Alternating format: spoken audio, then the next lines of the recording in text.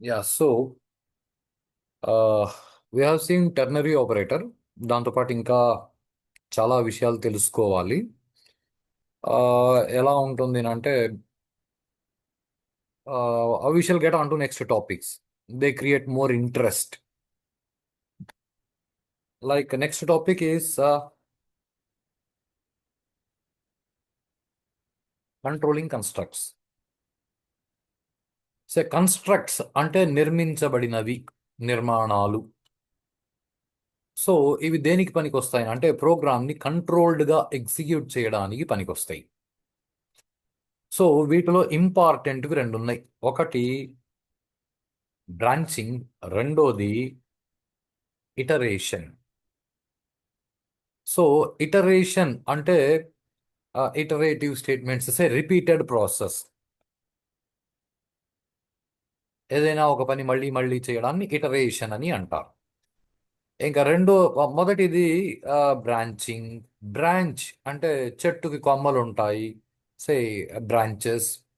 Even you have banks, Madanapalle branch, Madanapalle so and so street branch, right. Branch అంటే శాఖలుగా divide చేసి ప్రోగ్రామ్ని run చేసుకోవడం, పార్ట్స్గా డివైడ్ చేసి రన్ చేసుకోవడం.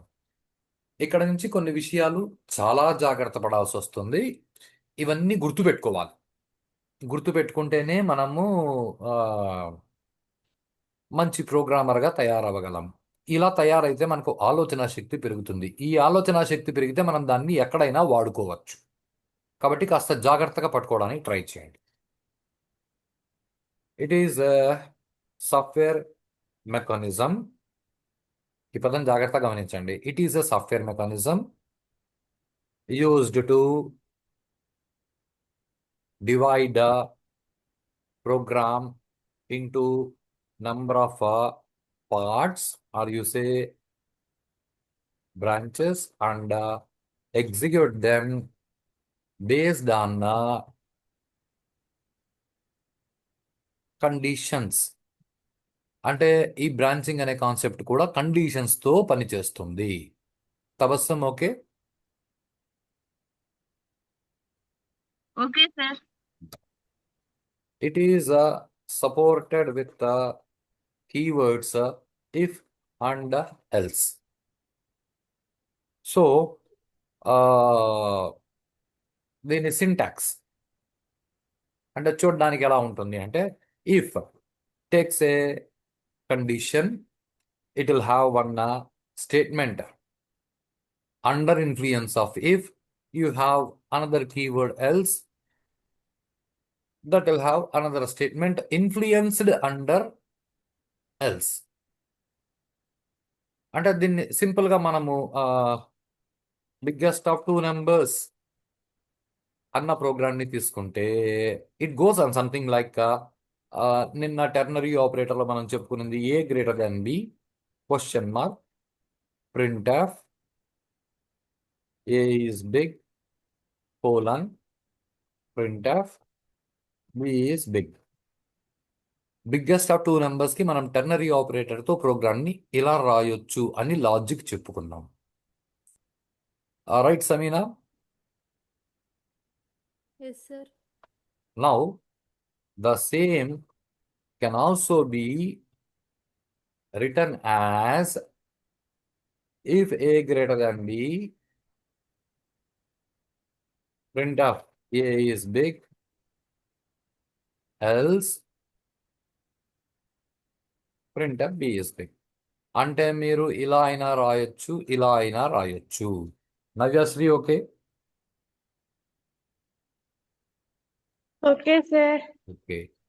ఇప్పుడు Tabassum, which one do you prefer? Biggest of 2 కనుక్కోవాలి అంటే ఇలా రాయడం ప్రిఫర్ చేస్తారా, ఇలా రాయడం మీరు ప్రిఫర్ చేస్తారా? తబస్సం.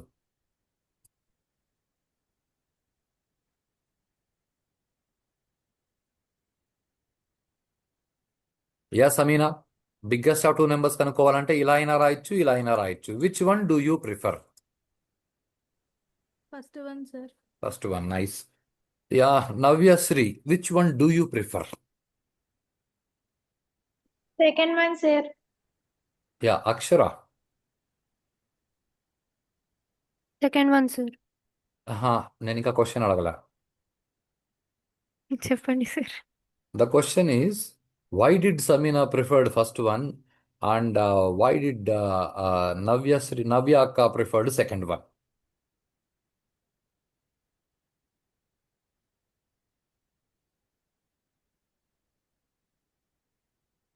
Yeah, Tabassum. Yes sir. మీ ఫ్రెండ్, నీ కజిన్ సమీనా దీన్ని ప్రిఫర్ చేసింది, నవ్య అక్క దీన్ని ప్రిఫర్ చేసింది. ఎందుకు?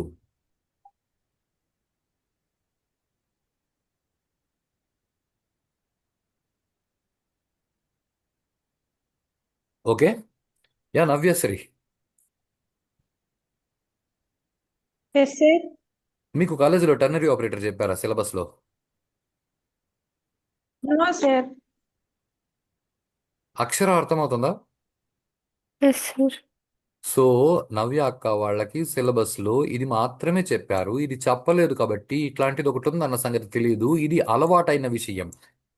చాలా ఇంపార్టెంట్ పదం ఏమిటంటే అలవాటైన విషయము. తబస్సుమ్, ఓకే. Okay sir. ఆ అక్క ఇది అలవాటు పడింది కాబట్టి ఆ అక్క దీన్ని ప్రిఫర్ చేస్తుంది. మీ ముగ్గురు పరిస్థితి ఏమిటంటే మీరు ఫస్ట్ దీన్ని ప్రిఫర్ చేశారు, దీన్ని నిన్న చూశారు కాబట్టి మీరు దీన్ని ప్రిఫర్ చేస్తారు. Are you getting this Akshara? Yes sir. Navya, okay.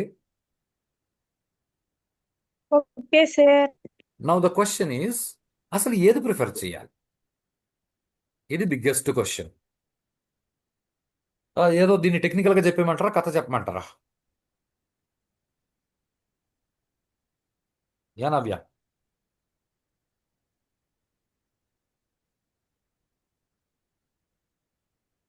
Yeah Navyasri.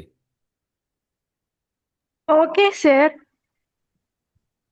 దీన్ని టెక్నికల్ గా చెప్పమంటారా లేకపోతే కథ చెప్పమంటారా? విచ్ వన్ టు ప్రిఫర్ అని?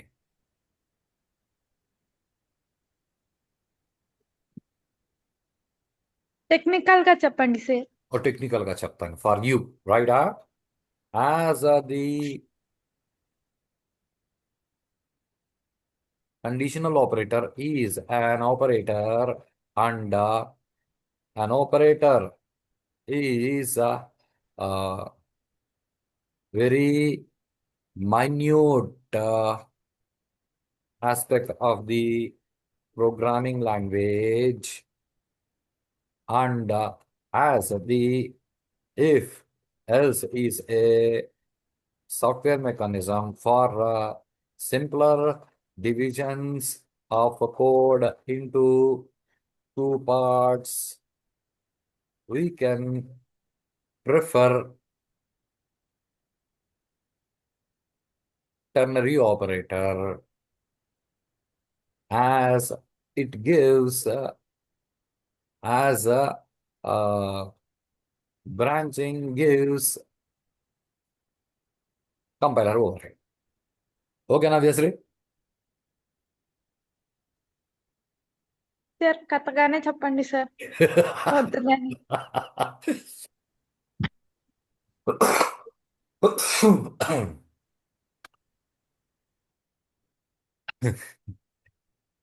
సో పరమానందయ్య శిష్యులను ఉండేవాళ్ళు తెలుసా? Yes sir. ఆ, ఒకసారి పరమానందయ్య గారు ఆ రోజుల్లో అంటే ఇప్పటిలాగా ఆన్లైన్ క్లాసులు, ఇప్పటిలాగా హై ఫై టెక్నాలజీ ఆ, ఉండేది కాదు ఆ రోజుల్లో. ఆ, మానవత్వం, మనుషులు జీవితాన్ని ఎలా గడపాలి మీద ఎక్కువ ధ్యాస ఉండేది. బ్రతకడానికి ఆ, తిండి అవసరం, తిండి సంపాదించుకునేందుకు కావలసిన విద్య నేర్పేవాళ్ళు. ఆ, ఇప్పుడు డబ్బు సంపాదించే విద్యలు ఎక్కువ అయిపోయినాయి. సరే, వీటిని పక్కకు పెడదాం. అప్పుడు ఏం చేసేవాళ్ళు అంటే శిష్యుల్ని వేసుకొని, పదండి రా, అడవికి పోయి పుల్లలు ఏరుకొని వస్తాం. ఆ, వంట వండాలి అంటే పుల్లలు కావాలి, పండ్లు గట్రాలు కోసుకొని వస్తాం అడవిలో. అలా పోయేవాళ్ళు.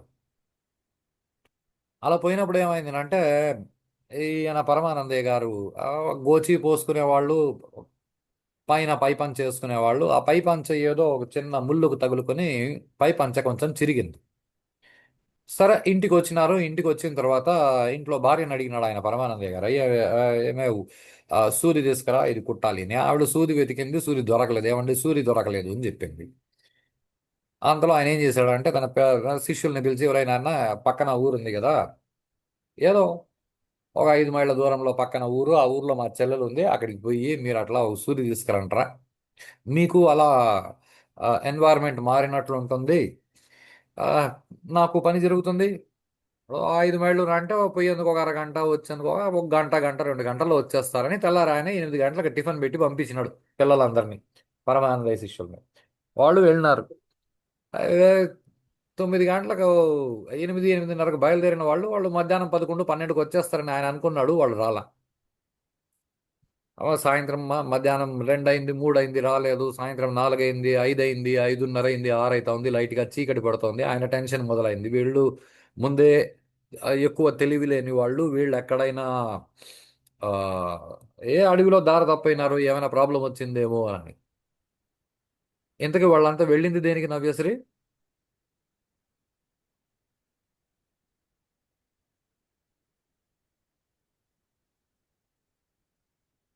ఏ నవ్యక్క?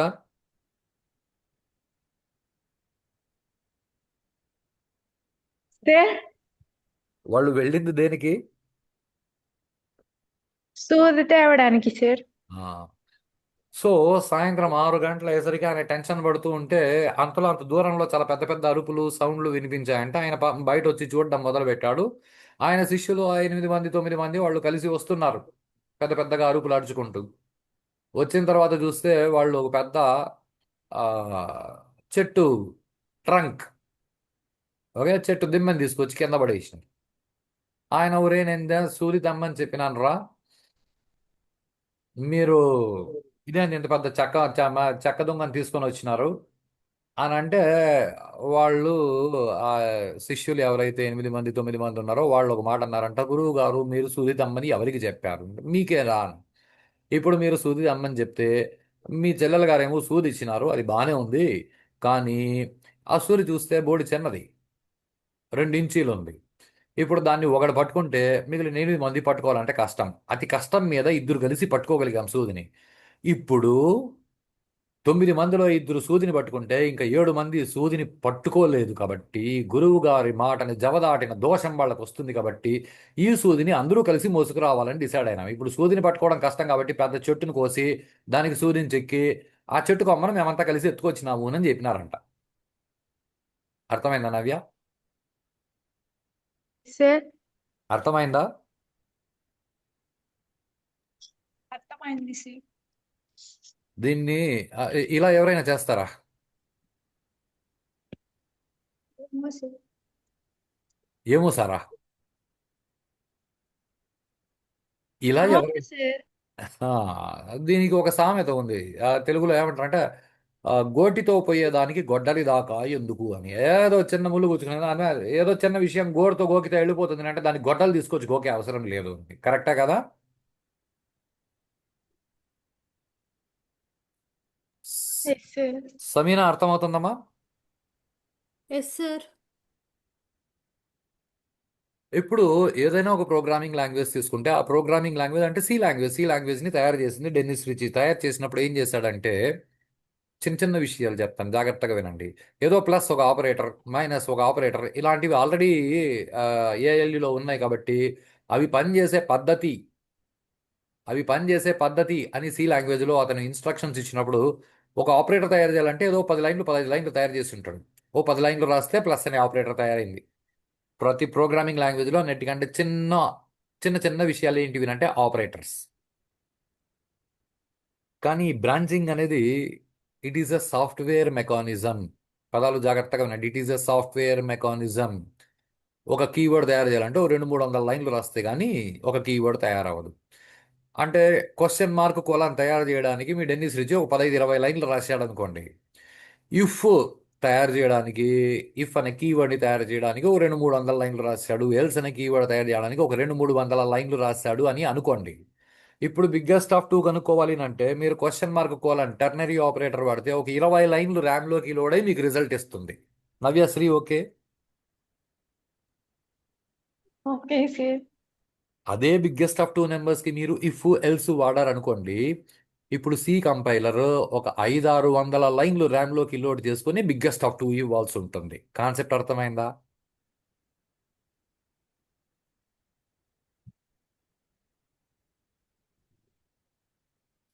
Yes sir. Yes sir. So ఇప్పుడు ఆలోచించండి నవ్యశ్రీ, మీరు బిగ్గెస్ట్ ఆఫ్ టూ నెంబర్స్ కనుక్కోవాలి అంటే టెర్నరీ ఆపరేటర్ వాడితే సిస్టమ్ మీద బర్డన్ తక్కువగా ఉంటుందా ఎక్కువగా ఉంటుందా? ఇఫ్ ఎల్స్ వాడితే ఎక్కువగా ఉంటుందా తక్కువగా ఉంటుందా? ఆలోచించండి ఒకసారి. సిస్టమ్ మీద బర్డన్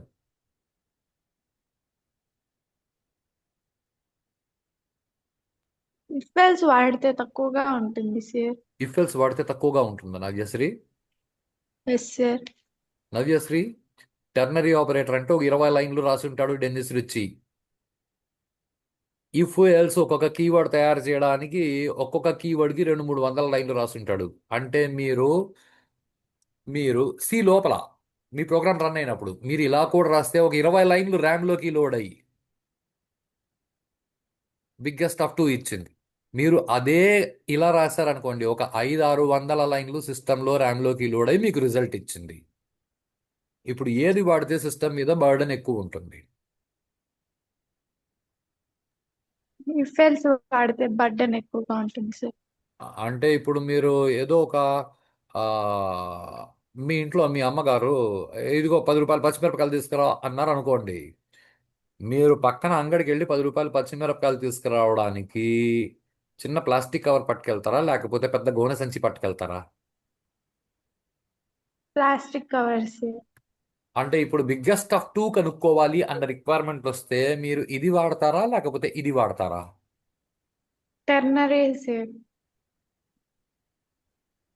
తబస్సం అర్థమైందా? Yes sir. Yeah Akshara? Yes sir. ఇలా ఆలోచిస్తే కానీ మనం కరెక్ట్ విషయాలని వాడలేం. ఇలా ఆలోచించి అర్థం చేసుకోవాలి. ఈ ఆలోచించి అర్థం చేసుకోవడం ఓకేనన్న. ప్రాబ్లం ఎక్కడ అంటే మీరు పిల్లలు ఆ, మీకు ఎవరైనా చెప్తే మీరు విని అర్థం చేసుకుని ఆలోచించి కరెక్ట్గా వాడగలరు. చెప్పేవాళ్ళు సరిగా చెప్పరు ఈజ్ ద బిగ్గెస్ట్ ప్రాబ్లం. ఓకేనా వ్యశ్రీ? Okay sir. ఇప్పుడు రాస్తాను.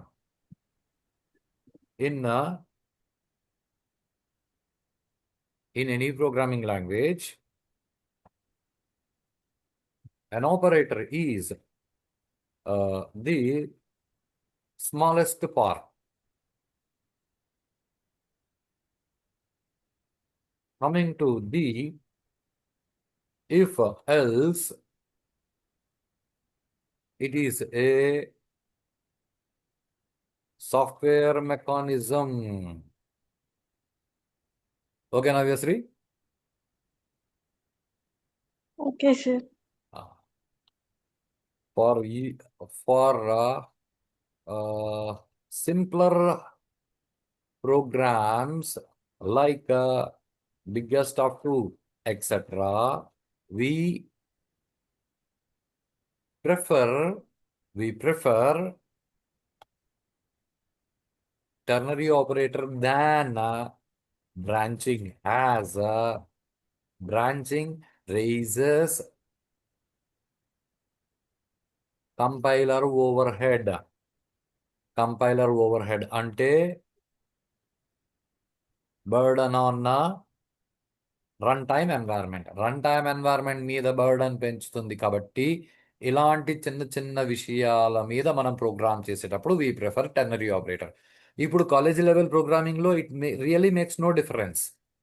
ఇఫ్ ఎల్స్ రాసిన టెర్నరీ ఆపరేటర్ వాడినా ఒకటే కదా అని. ఒకవేళ పొరపాటున మీరు ఫ్యూచర్లో ఎప్పుడైనా ఎంబెడెడ్ సిస్టమ్స్ వైపు డీవియేట్ అయితే మీరు ఎవరైనా సీనియర్ దగ్గర పనిచేస్తున్నప్పుడు ఆ, మీకు ఓకే ఇలాంటి సిచ్యువేషన్ వచ్చినప్పుడు మీరు ఇలా రాయకుండా ఇలా రాస్తే మీ సీనియర్ మిమ్మల్ని తిడతారు. నవ్యశ్రీ ఓకే?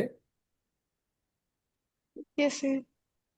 ఇక్కడ మీరు గుర్తుపెట్టుకోవాల్సిన పదం ఏమి? కంపైలర్ ఓవర్హెడ్ అంటే burden on run time environment. ఇది మీరు గుర్తుపెట్టుకోవాల్సిన విషయం. Tabassum okay? Okay sir. Okay. So ఇప్పుడు మీరేం చేయాలి అంటే I will give you some questions.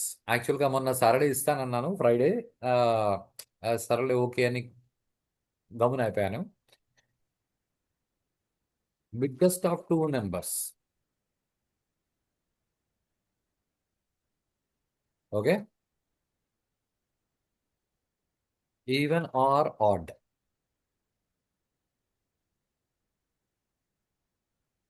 Eligibility for voting.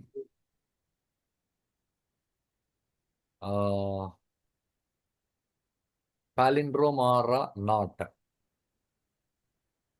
ఇవి 4 నేను ఆల్రెడీ చెప్పినాను. Okay. Okay Navyasri. Okay sir. Last క్లాస్లో ఈ 4 ప్రోగ్రామ్స్ నేను చెప్పినాను, రైటా? Yes sir. నేను కొత్తగా 2 ప్రోగ్రామ్స్ ఇస్తాను. ఒకటి బిగ్గెస్ట్ ఆఫ్ 3 నెంబర్స్. ఇక్కడ నేను బిగ్గెస్ట్ ఆఫ్ 2 నెంబర్స్ చెప్పాను. ఇప్పుడు ఏబిసి 3 తీసుకొని మూడింట్లో పెద్దది దీన్ని కనుక్కోవాలి. ఒకటి. 2 ఆమ్స్ట్రాంగ్ నంబర్ అని ఒకటి ఉంది. Armstrong number or not. So ఇవి మొత్తం ఎన్ని ప్రోగ్రామ్స్ అయినాయి తబస్సుం? 6 సార్. 6 programs.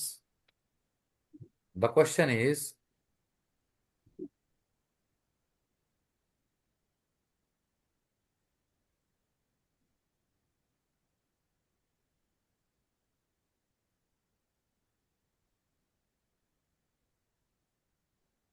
అంటే మొత్తం 12 ప్రోగ్రామ్స్ అవుతాయి, right Navya? Yes sir. So ఈ 12 ప్రోగ్రామ్స్ని రేపు సాయంత్రం లోపల మీరు కంప్లీట్ చేయండి. అండ్ కంప్లీట్ చేసేయడం ఇంపార్టెంట్ కాదు. దీని తర్వాత ఇంకా చాలా ఉంది. ఇఫ్ ఎల్స్ కంప్లీట్ అవ్వలేదు. ఇఫ్ ఎల్స్ అసలు ఆ, దాని గురించి నేను అసలు పూర్తిగా ఎక్కువ డిస్కస్ చేయలేదు. దాని గురించి డిస్కషన్స్ రేపు నేను డిస్కస్ చేస్తాను. ఆ లోపల మీరు ఈ ప్రోగ్రామ్స్ చేయండి. మీరు ప్రోగ్రామ్స్ చేస్తూ ఉంటే మీకు చిన్న చిన్న ఎర్రర్స్ వస్తే మీరు వాటిని రెక్టిఫై చేయడానికి ట్రై చేయండి, లేదా లీవ్ దట్. ఎర్రర్ వస్తే దాన్ని సేవ్ చేసి పెట్టండి, లీవ్ దట్. రేపు మీకు ఎర్రర్స్ ఏమొచ్చినాయి, వాటిని ఎలా ఓవర్కమ్ చేయాలి, వీటిలో నేను చెప్పనివి 2 ప్రోగ్రామ్స్. ఓకే. మీ తరఫు నుంచి అసలు ఆమ్స్ట్రాంగ్ నెంబర్ అంటే ఏమి అని కనుక్కొని ఆమ్స్ట్రాంగ్ నెంబర్కి లాజిక్ ఎలా రాయొచ్చని మీరు ఆలోచించండి. 2 biggest of 3 numbers, biggest of 2 numbers లాగానే ఉంటుంది. కొంచెం ఆలోచించాల్సి ఉంటుంది. ఆలోచించి మీరు ప్రోగ్రామ్ చేయండి. ప్రోగ్రామ్ ఇదే పద్ధతిలో చేయాలన్న రూల్ లేదు. ఒక ప్రోగ్రామ్ చేయడానికి 2-3 రకాలుగా మీరు ఆలోచించి 2-3 రకాలుగా చేయొచ్చు. ఎలా చేశారన్నది ఇంపార్టెంట్ కాదు, మీరు కరెక్ట్గా ఆలోచించారా లేదా అన్నది ఇంపార్టెంట్.